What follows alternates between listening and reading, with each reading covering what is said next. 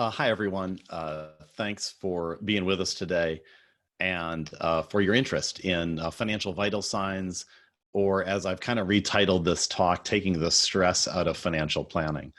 My name is Shane Taney, and I'm a certified financial planner professional and the managing partner of SPA Dameron Taney, a financial planning firm based in Charlotte, North Carolina, that since the 1950s has specialized in comprehensive financial planning for physicians. And so whether you are employed by a hospital system or a group, whether you're in private practice individually or with partners, or whether you're in training, a residency or fellowship, we have in our client base folks just like you and have worked with folks in, I'm sure, situations similar to yours over the years. One of the things that we know is that finances are often a sort of source of stress and complexity for physicians.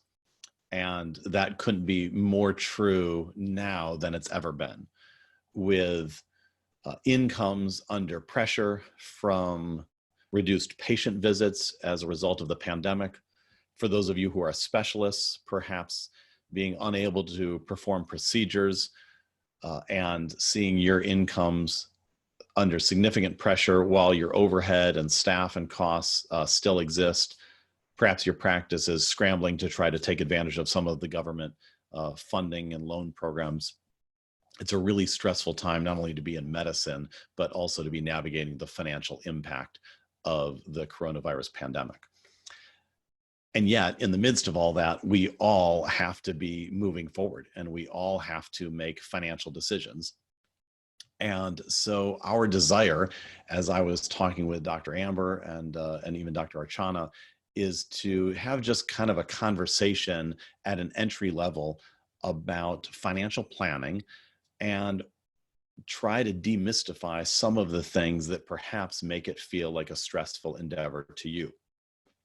Now, I'll start here by just acknowledging that, of course, we were all expecting to be in Atlanta together, and I much prefer having a live audience and being able to have question and answer, being able to respond to your facial expressions and your quizzical looks and those sorts of things. But nonetheless, we're going to make a go at a virtual presentation here, and I'll try to be succinct, and you'll bear with me if I have any technological issues or fumble through my slides a little bit.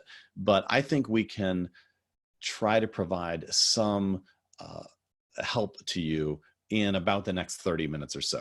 So I'm not going to turn this into a 2 or 3 hour monologue on financial planning. But my desire here is really to cover about 3 things in the next half hour.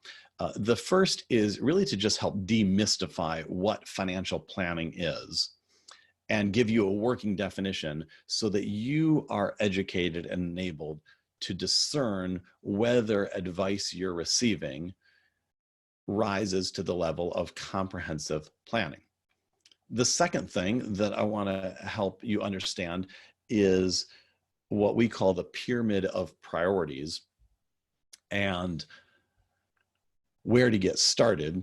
And then I'll walk you through a really simple case study with a sample physician and some of the key information or the vital signs that would be a helpful place to start. And so that's kind of what I have in mind, and hopefully we can navigate this together. I know that this presentation was billed on the agenda as financial vital signs, but as I said, I've renamed it here on the screen as taking the stress out of financial planning. And so if we begin here with a look at, let's see if we can get the agenda to pop forward here. There we go. Talking about what is financial planning, this pyramid of priorities, and then a case study. So one of the things that we know is that often physicians will come to us and say, I think I have a financial planner because my practice consultant says they do some planning, or I have a guy at the bank who set up a Roth IRA for me, or somebody in residency who helped me get some disability insurance and their business card says financial planner. but I'm not really sure if they do financial planner. I just don't know. And so it's really important that you be able to discern whether advice you are receiving is being provided from kind of a silo or a singular point of view, or whether it really rises to advice that's being given from a comprehensive viewpoint and expertise. And in order to understand if you're receiving advice or counsel from a holistic or comprehensive viewpoint, it's helpful to understand what the financial decisions are that you have to make. Because understanding the financial decisions you have to make will then be able to give you some context whether the advice is encompassing all of those decisions. Before I tell you what the money decisions are, let me level set and give us a working definition of financial planning. Because financial planning, in our opinion, is nothing more complicated than making smart money decisions to align your behavior and choices with your goals. So let me say that again. Despite what you may think of financial planning and the complexity and the taxes and the money and the investments and all that, financial planning is nothing more complicated than making smart decisions with your money to align your behavior and choices with your goals. And so, for example, if one of your goals is to build a larger savings account or an investment portfolio, but when you get your first bonus or true up, you immediately turn around and put it against your student loans because you hate those student loans, that decision of paying down the student loans may not have been a bad one, but it wasn't aligned with your real goal of building a safety net or emergency fund or a portfolio. Does that make a little bit of sense? A simplistic example, but just share that to try to show how even good decisions that aren't aligned with your real goals, there then becomes some incongruity in your de facto planning. And so let me take a minute here and talk about these 6 money decisions, because all of us, whether you're in medicine or not, make decisions every day, and all of our money decisions fall into one of 6 categories. You can see on the screen here, we make decisions over how we earn money. Some of us earn money through a paycheck and a W-2 if we're employed by a group or a hospital system. Some of you are self-employed and receive a 1099 or a K-1 if you do moonlighting or side work or have an ownership in a surgery center or even ownership in a rental property. The money you earn is coming in different methods and different sources. And so we need to make decisions over that. We make decisions certainly over how we spend money. Today, in the future, we have fixed expenses, we have variable expenses, we have methods of tracking those expenses, or lack of methods as the case might be. And so we make decisions over how we spend money. Certainly we make decisions over how we save or even invest money, would be that 3rd category. How do I save? How rapidly do I save? Where does that money get accrued? If we're moving into the category of investing, how do I build a portfolio? What's the smartest way to invest based on your goals? The 4th money decision is how we borrow money. Certainly that's a familiar topic for many physicians and medical providers, but not just student loans, mortgages, cars, buy-ins to practices or surgery centers. Making smart decisions over how to borrow, how quickly to pay off, what's the interest rate. These are really important decisions in aligning your behavior with your goals. The 5th area is giving money. And in the category of giving money, I don't just mean voluntary giving like to church or a charity or family members. There's also involuntary giving to the government through taxes. And so understanding the decisions that you're having to make and the impact on those 2 areas is really important. And then finally, we all need to make decisions over how we protect our money. And in general, we protect our money through one of 2 ways. We either obtain insurance, whether it's auto insurance or health insurance or disability insurance, where we're protecting our money by transferring the risk to an insurance company, or we use legal means to protect ourselves, whether it's a buy-sell or an employment contract or a will or a trust. all of those things help protect your money and your wealth. And so it's important to understand that these are the 6 money decisions. And as you know, they don't happen in a vacuum or in a silo. A decision in one area almost always has an impact on another. And so financial planning is the process of looking at all of these things and how they relate together to move you toward your goals. I hope this is making sense. And of course, I can't ask you since we're not in the same room together, but I hope you're tracking with me. In understanding the 6 money decisions, this then leads to the question of how do I make the right decision for my goals? And then of course, well, what goals should I have? And depending where you are in your stage in life and your practice, your family dynamics, your goals may vary. But in general, one of the concepts that we've liked to introduce is what we call the pyramid of priorities. And the pyramid of priorities is really just a method of beginning to establish a solid foundation. Certainly after years of training, it's exciting and motivating for some physicians when they get their first true up or their paycheck or their bonus to say, I want to go start a portfolio, start an investment strategy, especially if the market has been volatile and is maybe at a low point. But just like a pyramid, of course, which I've never built, but I understand the concept, is we want a solid foundation. And so the solid foundation to a financial plan or a financial strategy involves 4 key areas. It involves having an appropriate amount of savings and emergency fund. There's no hard and fast rule here or no right amount, but typically 3 months or 6 months worth of living expenses is a reasonable consideration. You definitely want to have a strategy around any debt. Student loan debt, whether you're accelerating it, refinancing it, public service loan forgiveness. You want to have a strategy around credit card debt. We need to have the right protection pieces in place to protect your income through disability insurance or life insurance, and to protect your assets through auto and home insurance. You don't just want the policy minimums that might be the least expensive on a liability policy. You want to have coverage that actually helps protect where you are. And just like in a good football game, defense wins the game. A lot of this category and the foundation of your financial planning pyramid is defense. Protect where you are, and then you can move assertively into more offensive type plays. And that leads to things like college savings or longer term outlook through retirement savings and 401ks and Roth IRAs.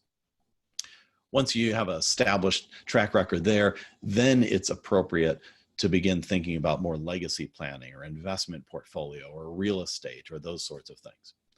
Again, I'm not trying to overstep my bounds here and suggest that these need to be the goals for each of you. I'm just saying this is often a really prudent way to go about establishing goals.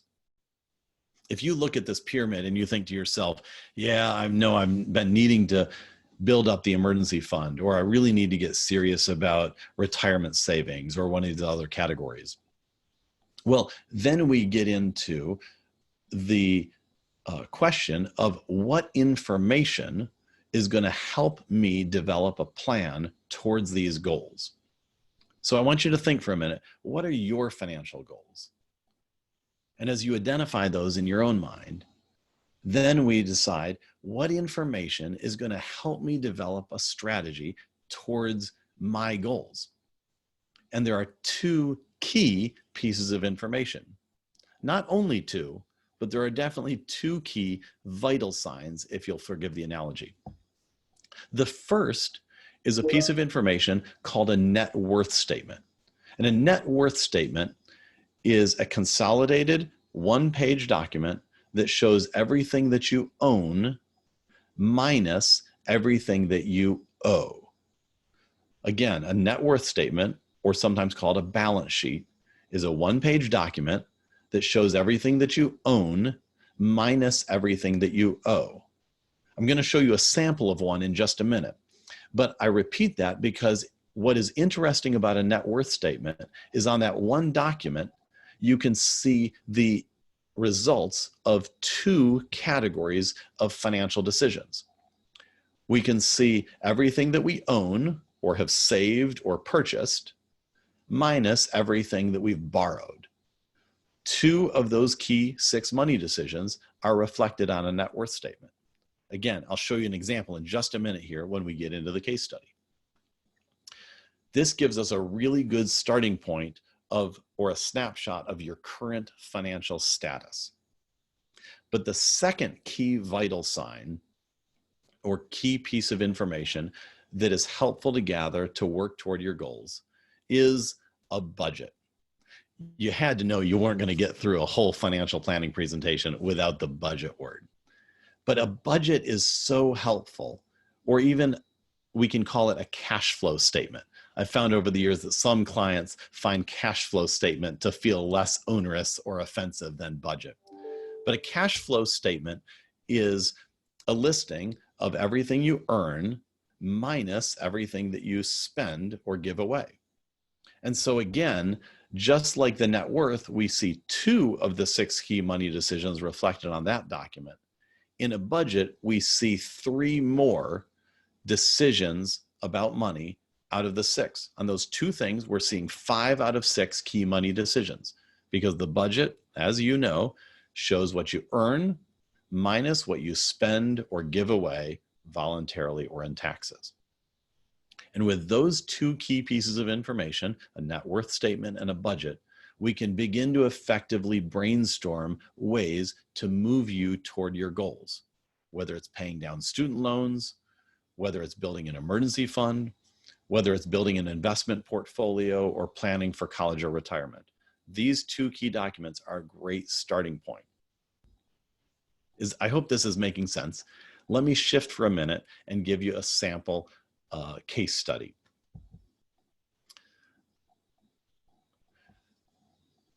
A pretty typical series of questions for physicians early in their career would be these 3 things. Not exclusively, but at least these 3 things. What's the best strategy for my student loans?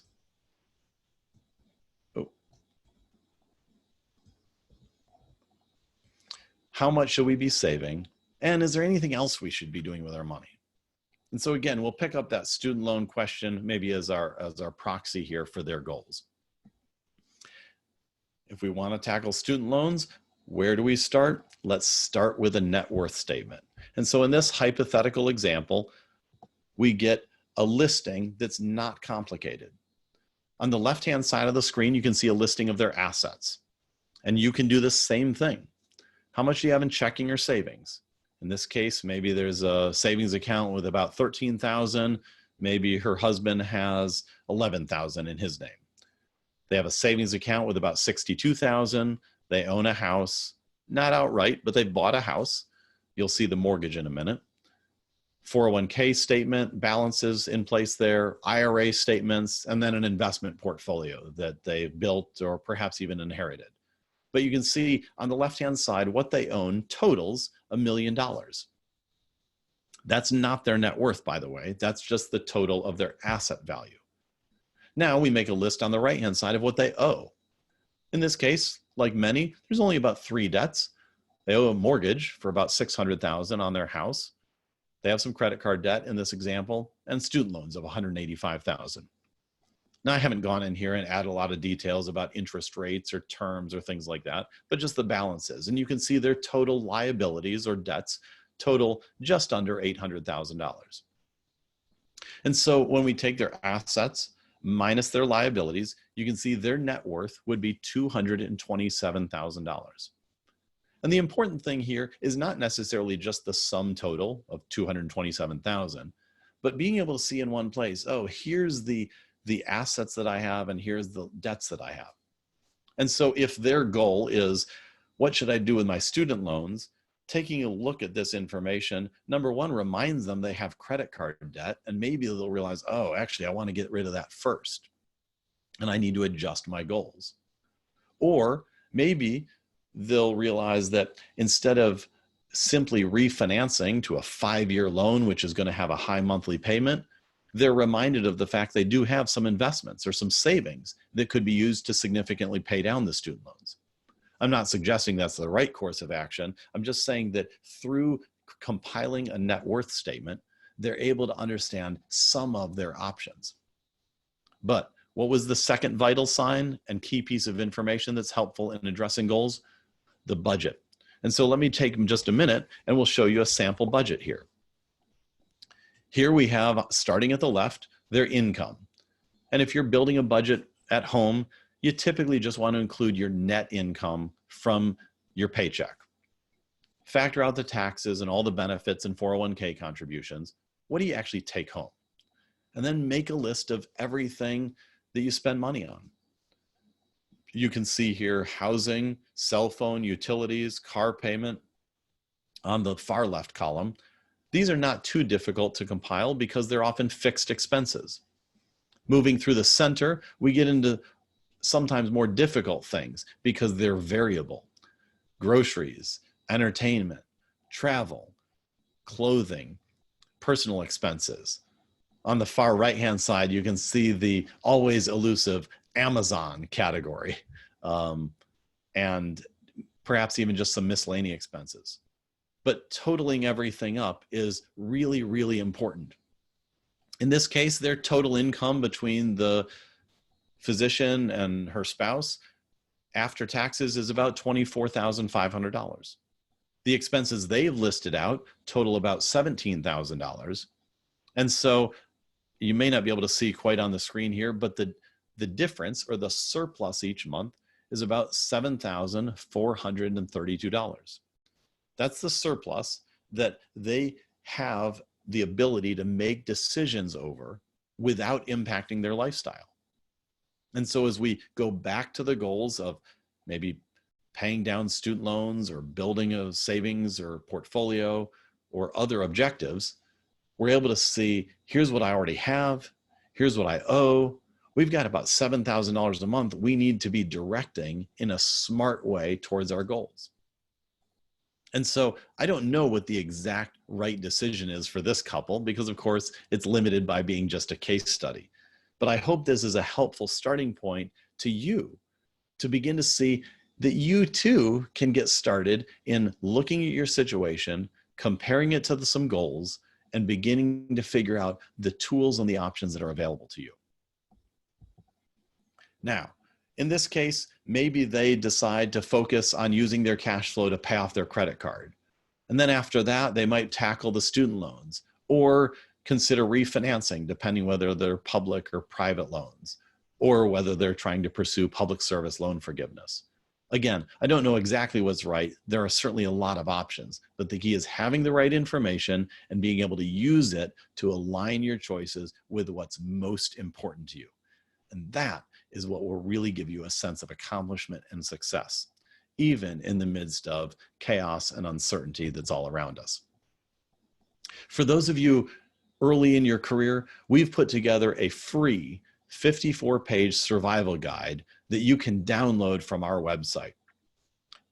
You can see the URL right here, and it is important if you're jotting this down from the screen to note that it's case sensitive. It's bit.ly and then /financial guide WIWC in all caps. So it is case sensitive, but if you'll type that in your browser, it'll take you directly to our website where you can enter some information and download this free survival guide that'll walk you through some of the concepts I've talked through, as well as a variety of other things that may be helpful to you in starting your own financial planning journey. And of course, our team and firm are certainly happy to address any questions or be of help if we can. And through navigating to the survival guide, you'll also encounter our website where you can fill out some forms to request more personal help and guidance if that would be appropriate for you. I hope this has been a really helpful first step in taking some of the stress out of financial planning, financial decision-making, and giving you a little nudge in the right direction on how you can begin to be more intentional about your finances. Thanks so much for your time today. I appreciate your interest, your attention, and by all means, don't hesitate to reach out to us if there's anything we can do for you. Take care.